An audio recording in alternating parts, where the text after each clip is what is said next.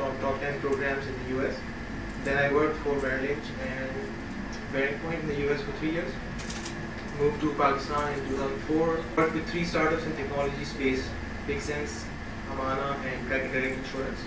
And then last year when I was laid off, I started my own company, which is on the right side, NextGen. That's a general IT consulting shop, and the service I'm presenting today, help me, is the outsourced technology product support, and this is where I'll spend the next 4 minutes. So why did we pick the boring field of support as a focus area? So that's number one, we'll talk about that. Who are the people that we provide this service to? How does the financial works out? Where we are today, and how we plan to use the coverage from this event and the mentorship from this event going forward. So, why support? When I moved back to Pakistan 5 years ago, I realized that the country is probably producing about 10,000 plus IT graduates, diploma and university degrees. But the really high skilled labor is probably between 500 to 1,000 people every year. I've had challenges hiring in Amana, Big Sense, Credit Direct, and that seems to be the industry problem. So we need to figure out a way that a lot of people are coming out. They call themselves highly skilled, but they are not really that good. They are low quality, high skilled, and I put question marks because that's my personal opinion.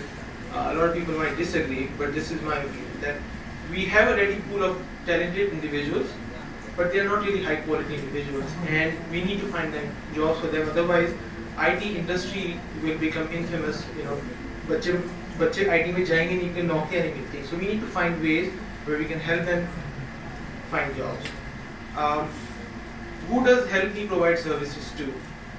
So we do mobile apps. So you buy product and you need service. Now, as a small company, so we are a B2B service. Now, as a small company, it's very difficult to hire a support team which can work 24/7 across multiple geographies, because you may receive 10 tickets a day, 20 tickets a day, 30 tickets a day, and for that to have a support department is extremely difficult, extremely expensive, and eats into your margins. So mobile apps fall into that category.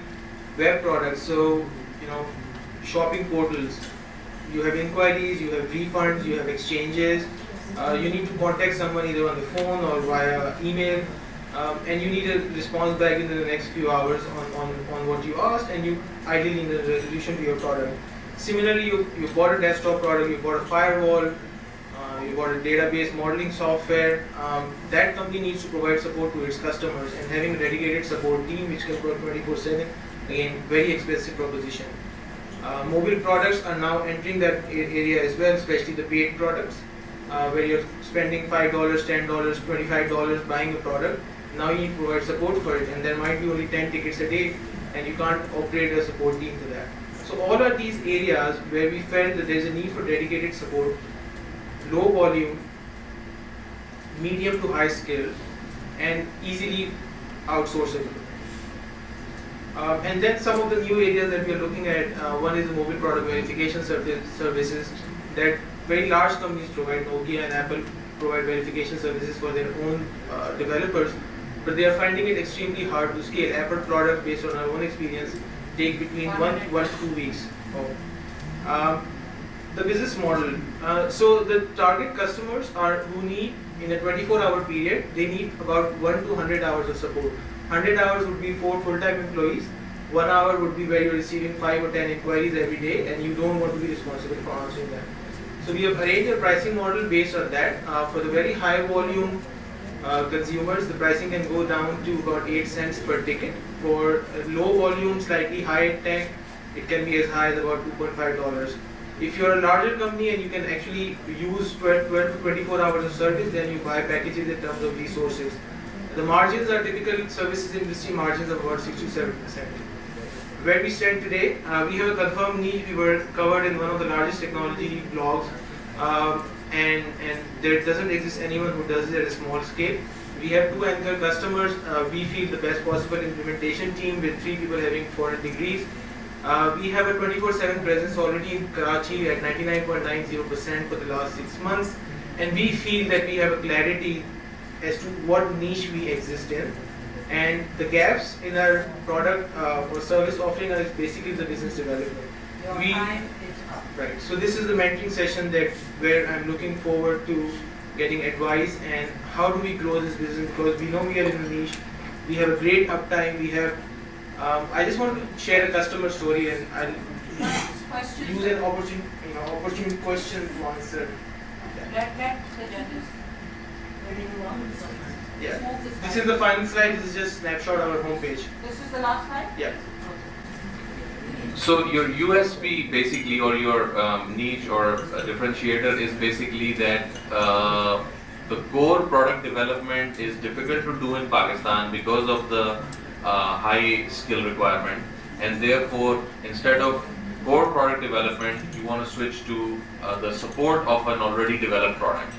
Do I get this correctly? So that's not so that's the motivation behind starting this this line of business. It's not a USP as far as my customers are concerned. All they want is reliable technology support for the product that they have developed. Who else is there? So when we were developing this website, I have a flash video I can run by. Just like whenever you're doing website designs, you look at existing websites for inspiration, right? We could not find a single website that explained this business. That a small business develops a web product, a desktop product, a physical product. Router kharida hai, I need support, I need to set it up. And any company who specializes in providing technology support to the small players, we could not find anyone who does this. This is a multi-$100 billion industry, which you call it the BPO industry. So we know that the industry is much larger. So this is within the BPO, you have picked a specialization of technology products. Correct. Is that the correct assessment? And for people who need between 1 and 100 hours of support a day. So people who are in the, if they need a 10% team, they'll be probably better off setting up their own support team. So how would you address all of a sudden if, I mean, what I'm trying to understand is if it's just, are you just taking the tickets, just logging the tickets, more like operating like a call center, or actually you have access to their code and you can debug and identify what the problems are and fix them? Now, if it is the latter, then how are you going to handle if it requires tremendous scaling up? Because you're using the economies of scale. You've got one team of 4 or 5 really sharp people, and you are handling 4 customers, let's say, right? So how would you handle scale in that scenario? So multiple questions here.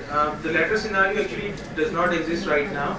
None of our customers would give access to their intellectual property so that we dig into it. So we are providing purely support and occasional QA services, but not coding services, number 1. Number 2, about scale.